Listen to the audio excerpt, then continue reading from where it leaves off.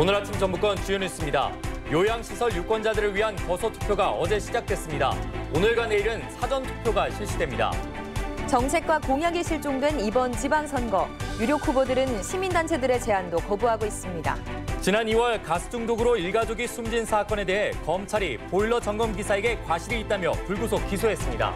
전라북도 지역은 오늘 맑고 더운 날씨를 보이겠고 해상에 짙은 안개가 예상돼 선박 운항에 주의가 필요합니다. 여러분 안녕하십니까? 전주 MBC 뉴스투데이입니다.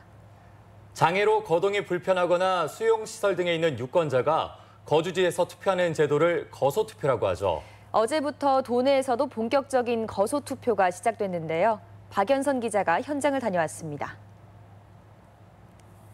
6.13 지방선거 거소투표소가 마련된 전주의 한 요양원입니다. 거동이 어려워 휠체어 등 보조기구에 의지한 어르신들이 줄지어 투표에 나섭니다. 몸이 불편해 덜어는 선관위 직원 등의 도움을 받아야 하지만 시민의식만큼은 조금도 다르지 않습니다. 우리나라 시민권으로 한 게 엉덩이 투표를 해야 옳지. 그래야지 우리 시민이 아니야. 투표 안 하면? 장애나 고령의 나이도 투표를 하고자 하는 의지를 막을 수는 없습니다. 눈이 보이지 않는 어르신도 참관인 등의 도움을 받아 투표를 거뜬히 해내고 100세 가까운 나이에 거소투표에 참여한 할머니에게도 참정권의 가치는 소중합니다. 나이가 많이도 투표시켜서 감사합니다. 고맙습니다. 이번 6.13 지방선거에서 거소투표를 신청한 도내 유권자는 5,637명. 고령화와 함께 그 수가 늘어나면서 중요성도 점차 커지고 있습니다. 이제 거동이 불편하신 분들은 사회적 약자이기 때문에 그분들한테 그 투표권을 행사한 소중한 권리인 투표권을 행사할 수 있는 그 좋은. 선관위는 전주 시내 거소투표소 22곳 등 도내 모든 거소투표소에 직원을 보내 투표 전반을 관리하고 있고 후보 측에서도 신청할 경우 참관인을 보낼 수 있다고 밝혔습니다. MBC 뉴스 박연선입니다. 6.13 지방선거 사전투표가 오늘부터 도내에서도 일제히 실시됩니다. 오늘 오전 6시부터 오후 6시까지 이틀간 실시되는 사전투표는 신분증만 있으면 전국 어디에서나 가능하며 도내에서는 14개 시군에 241군데 투표소가 마련됐습니다. 도내 사전투표율은 지난 6대 지방선거에서 16.07%, 지난 총선 17.32%, 지난 대선 31.64%로 점차 높아지고 있습니다. 지방선거 사전투표가 오늘부터인데 공약 대결은 여전히 뒷전입니다. 시민단체에서 정책까지 제안하며 공약으로 채택할 것을 촉구해도 후보들은 관심이 없습니다. 김한강 기자입니다. 민주노총 전북본부는 지방선거를 앞두고 4대 의제, 17대 과제를 도지사 후보 노동정책으로 제안했습니다. 비정규직의 정규직 전환과 최저임금 준수, 안전한 일터 만들기 같은 기본적인 요구인데 송하진, 신재봉 두 후보는 사실상 공약 채택을 거부했습니다. 정책 질의마저 구체적인 답변을 회피함으로써 노동자, 도민의 알 권리와 선택권을 제한하고 있다. 환경과 농업, 교육, 복지, 여성, 언론단체 등에서도 정책 제안이 이어졌습니다. 미세먼지나 수돗물 안전, 학교 폭력 대책, 성평등 같은 말 그대로 생활 속 정책입니다. 하지만 일부 지역, 일부 사안에서만 후보들이 공약화에 관심을 보였을 뿐 대부분 응답률이 절반에도 미치지 못했습니다. 후보자들의 모습이 정책과 공약에 따른 책임성 구현이라는 부분보다도 현재 여론에 맞춰서 정치를 하겠다라는 그런 부분들이 많이 보여지고 있고요. 결국 특정당 독주 분위기에 공약 대결이 소홀해지면서 정책 선거의 기대는 또 무산되고 말았다는 비판이 거셉니다. 비전을 제시한 어떤 정책이나 공약들을 제시하지 못함으로써 전체적으로 보면 정책과 공약이 실종된 선거인 것 같습니다.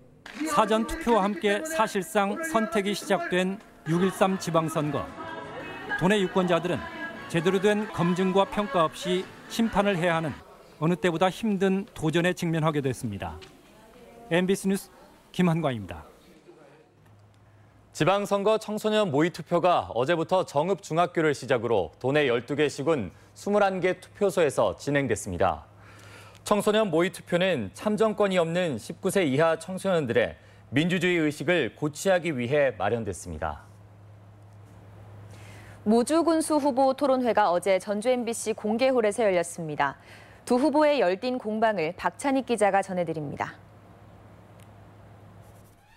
토론에 나선 민주당 백경태, 무소속 황인홍 후보는 인구 감소 해법에서부터 뚜렷한 차이를 나타냈습니다. 백 후보는 일명 연어 프로젝트를 제안했습니다. 7만이 넘었던 인구들이 많은 선배님들이 객지에 나가 계신데 이분들이 정년을 마치거나 아니면 그 중간에라도 고향에 들어와서 살 수 있다면 황 후보는 외국에서 은퇴한 태권도 사범들을 유치한다는 색다른 방안을 내놨습니다. 학교를 유치해서 태권도원과 같이 합세가 된다면 태권도의 성지 역할을 해서 진짜 외국에 나가 있는 9단짜리하고 8단짜리가 우리 무주로 와서 두 후보는 상대 후보의 공약을 놓고 날선 공방을 이어갔습니다. 먼저 황 후보가 공약한 태권도 민자유치가 화두에 올랐습니다. 민자유치위원회를 TF팀으로 구성하면 됩니다. 이미 그 TF팀을 넘어서 태권도 민자유치 추진위원회가 구성이 돼서 오랜 기간 활동을 하고 있고 백 후보가 공약한 국립농산물 경매장도 논란이 됐습니다. 국립농산물 경매장을 무주군이나 동부 산악권 지역에 설치할 계획을 가지고 있습니다. 경매장은 인구가 30만이 돼도 손익분기점이 나오지 않습니다. 예? 그리고 경매사를 구하는 건 쉬운데 중매를 구하지 못합니다. 두 후보의 정책 대결을 본 국민들이 어떤 선택을 할지 그 결과가 닷새 앞으로 다가왔습니다. MBC 뉴스 박찬혁입니다. 정읍시장 후보 토론회도 전주 MBC에서 열렸는데요. 이경희 기자가 정리했습니다. 고소고발이 이어지고 있는 정읍시장 선거전은 후보 토론회도 뜨거웠습니다. 공무직 퇴직금 추가 지급 협약을 놓고는 후보들 간 여전히 설전이 오갔습니다. 선거법 위반이 아니라는 공식적인 답변을 받았습니다. 네거티브로 일관한 것에 대해 매우 유감스럽게 생각합니다. 하자가 없다고 했습니다. 혐의 없음. 그러나 검찰에서 수사 중이지 않습니까? 그래서 이 문제도 법적인 문제에서는 자유스럽지 못할 것이다 생각을 하고 검찰에 고발된 후보들에 대한 우려도 제기됐습니다. 지금 선거법 위반에 걸려 있습니다. 선거가 끝나고 나서도 몇 개월 동안은 정읍 시민들이 마음을 놓을 수가 없는 상태입니다. 정읍 선거관리위원회에서 그리고 전라북도 선거관리위원회에서 심도 있는 조사를 받았습니다. 그래서 혐의 없음으로 검찰에 송부를 했습니다. 정읍 시의원 출신 후보들에게 정읍 시정 실패 책임을 묻기도 했습니다. 역세권이 개발이 된다 해서 그 사업 보고서를 시의회에 제출했는데 시의회에서 이걸 부결했어요. 유진섭 후보에게는 시의장직 유지 여부, 세금 납부 문제 등이 제기되기도 했습니다. 한편 민주당 유진섭 후보는 국가산단 유치와 보편적 복지 실현, 평화당 정도진 후보는 경마공원 유치와 내장호 개발, 정의당 한병옥 후보는 아이 키우기 좋은 정읍을 만들겠다고 포부를 밝혔습니다. 또한 무소속 강광 후보는 장수특별금과 효도수당 지급을, 무소속 이학수 후보는 농생명, 바이오 국가산업단지 조성 등을 공약했습니다. MBC 뉴스 이경입니다. 도내 단체장 후보들의 토론회를 유튜브에서 다시 볼 수 있습니다. 선거방송 토론위원회는 전주 MBC 등 공중파로 생중계한 도내 단체장 후보 토론회를 유튜브로 재시청할 수 있다며 유권자들의 관심을 당부했습니다. 민주평화당은 어제 기자회견을 열고 박우정 민주당 고창군수 후보가 본인 건물을 매도하며 대출받은 것처럼 허위 사실을 기재해 36억 원가량의 재산 신고를 누락했다는 의혹을 제기했습니다. 이에 대해 박 후보는 오피스텔 건축 과정에서 일부 재산이 신탁회사로 넘어가 선관위 해석대로 신고하지 않았을 뿐이라고 해명했습니다. 측에게 폭행 이후 안타깝게 숨진 고 강현희 소방관 사건 잘 아실 텐데요. 구급대원의 안전을 위해 전기 충격기나 최루액 분사기가 보급될 것으로 보입니다. 강동혁 기자입니다. 취객의 욕설과 폭행에 노출된 뒤 심한 스트레스에 시달리다 쓰러진 고 강현희 소방관. 강 소방관의 죽음은 일상적 위험에 노출된 119 대원들의 현실을 고스란히 보여줬습니다. 그들의 인권도 마땅히 존중받아야 합니다. 제복의 명예가 사라지고 사기가 떨어진다면 그 피해는 고스란히 우리 국민들에게 돌아갈 수밖에 없습니다. 정부가 구급대원들을 보호하기 위해 종합대책을 내놨는데 가장 눈길이 가는 건 호신장구 도입입니다. 미국처럼 전기 충격기나 최루액 분사기를 사용해 폭력에 적극 대처하겠다는 겁니다. 또 구급차 내 버튼을 누르면 112에 자동 신고되거나 증거 수집용 소형 카메라 보급도 속도를 낼 계획입니다. 구급대원의 활동과 안전을 고려해 헬멧의 중량도 200~300g으로 경량화되고 강도 있게 제작될 예정입니다. 구급활동 방해에 대한 처벌 수위도 높아집니다. 욕설이나 폭언만으로도 처벌이 가능하고 구급대원이 다치거나 사망하는 경우에는 최고 무기징역에 처해질 수 있습니다. 취객이나 주치자들로부터 장비를 보유하고 있다는 것만 보여줘도 함부로 저희 구급대원들 대할 수 없을 것 같고 저희가 심리적으로 많이 안정이 될 것 같습니다. 최근 3년간 구급대원 피해는 560여 건. 이르면 내년부터 보급될 호신장구가 구급대원들의 보호막이 될 수 있을지 주목됩니다. MBC 뉴스 강동엽입니다. 지난 2월 전주의 한 아파트에서 일가족 3명이 가스에 질식돼 숨지는 사고가 있었습니다. 수사 결과 검찰은 보일러 기사의 점검 소홀을 사고 원인으로 지적했습니다. 한범수 기자입니다. 넉 달 전 전주의 한 아파트에서 70대 노부부와 손자 등 일가족 3명이 질식사했습니다. 사인은 일산화탄소 중독, 보일러 배관에서 새어나온 연기가 원인이었습니다. 검찰은 가해자로 안전점검에 소홀했던 보일러 업체를 지목했습니다. 숨진 가족들은 사고 직전 보일러만 틀면 이상한 냄새가 난다며 보일러 업체에 수리를 요청했었습니다. 할아버지가 보일러 수리한다고 문자를 보냈어요. 누나한테 손발 차갑고 계속 어지럽다고 하고. 수리를 나온 보일러 기사는 육안으로만 보일러를 살폈을 뿐 실제 가스가 샜는지 측정조차 하지 않았습니다. 당시 집안의 일산화탄소 수치는 치사량을 웃도는 200ppm까지 치솟은 상태.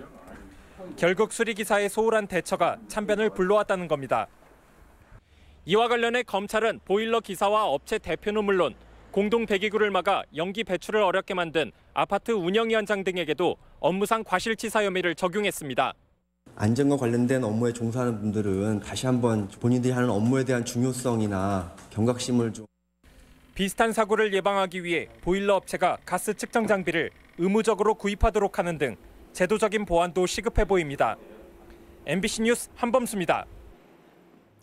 군산 전북대병원 건립을 위한 부지 매입 협약이 체결됐습니다. 군산시는 부지 매입 지원금 50억 원을 확보하고 추경에서 80억 원의 국비가 확정돼 전북대병원과 부지 매입 협약을 체결했으며 오는 8월부터는 토지주와 보상협의에 나설 것으로 전망했습니다. 군산 전북대병원 건립 사업은 국비와 전북대병원 출연금 등 총 사업비 1,853억 원으로 군산 사정동 일원의 2021년 완공을 목표로 추진됩니다. 전주 대사슴놀이 전국대회가 오는 15일부터 나흘간 국립무형유산원과 한옥마을 일원에서 열립니다.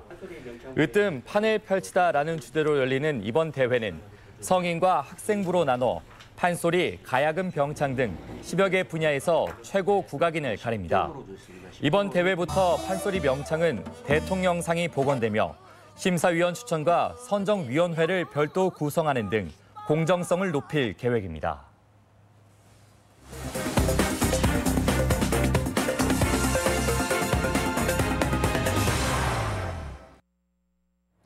게임부터 놀이기구, 스포츠 등 최근 가상현실 체험이 다양해졌는데요. 이런 증강현실을 이용한 체험관이 도내 곳곳에 조성돼 색다른 즐길거리를 제공하고 있습니다. 지역 소식 임홍진 기자입니다. 춘향전에 대한 관심을 높이고 광활루원 관광지 활성화를 위한 춘향 증강현실 체험관이 남원 광활루원 경회상가에 문을 열었습니다. 춘향 VR 체험관에서는 그네 타는 춘향이를 보고 이몽룡이 반한 내용을 바탕으로 한 춘향 그네 타기와 변사또의 수청을 거절한 춘향이 가마를 타고 도망가는 춘향 가마 추격을 춘향이가 돼 생생하게 느껴볼 수 있습니다. VR 체험을 통해 남원의 관광지를 더 가깝게 느껴볼 수 있는 좋은 기회가 될 것으로 기대합니다. 완주군도 증강현실 게임을 적용한 모바일 스탬프 투어 이벤트를 운영합니다. 모바일 스탬프 투어는 관광객이 스마트폰 카메라를 활용해서 완주 구경에 숨겨진 스탬프를 획득하는 방식으로 3개소 이상 투어를 완료하게 되면 전북 투어 패스권이 제공됩니다.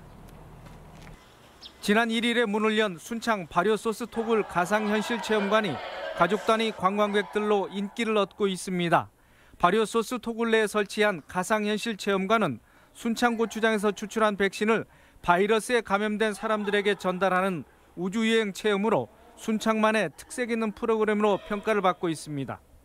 관광객이 몰리고 있기 때문에 앞으로 발효소스 토굴이 특색 있는 관광 자원으로 자리매김할 것으로 확신하고 있습니다.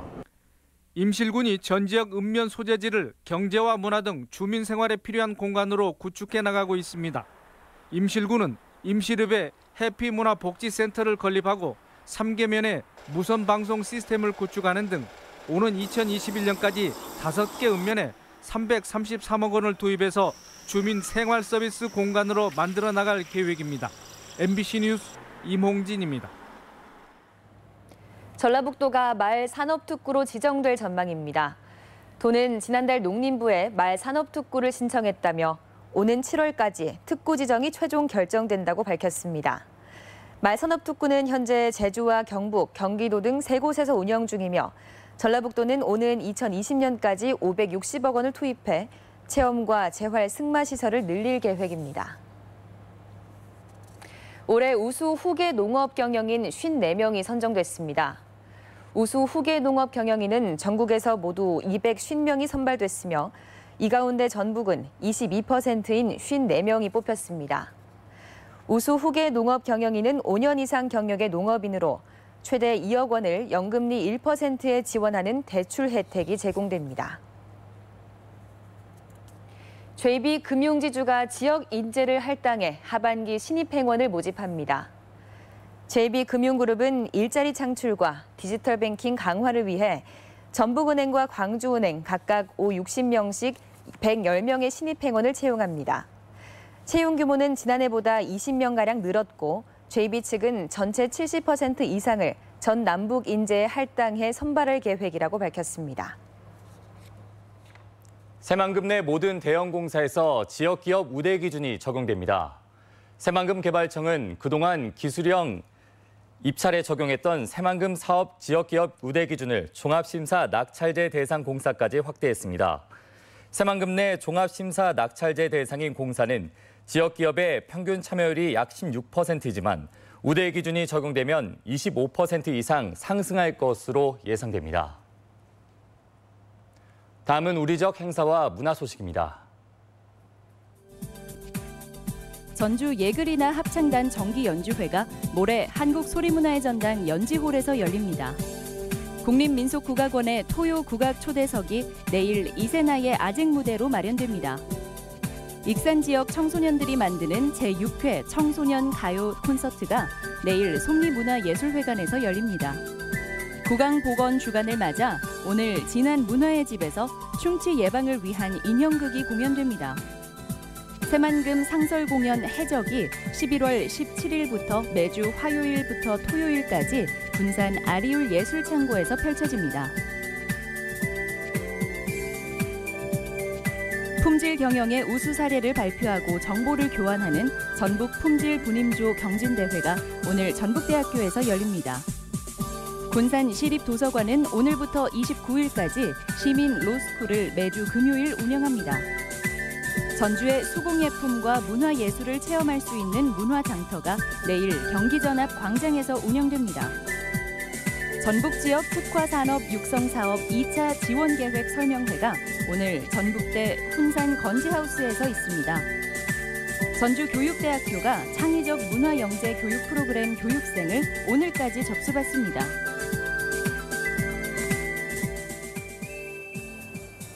(6월 8일) 금요일 전북권 날씨입니다. 전라북도 지역은 오늘 대체로 맑겠고 미세먼지 농도는 보통인 가운데 오전 한때 나쁨 수준이 나타날 수도 있겠습니다. 낮 최고 기온은 남원 28도, 전주 27도 등 24도에서 28도의 분포로 평년과 비슷한 기온 분포를 보이겠습니다. 바다의 물결은 서해남부 해상에서 0.5m에서 1m로 일겠고 바다에 짙은 안개가 예상돼 선박 운항에 주의가 필요합니다. 이상으로 전주 MBC 뉴스 투데이를 마칩니다. 시청해주신 여러분 고맙습니다.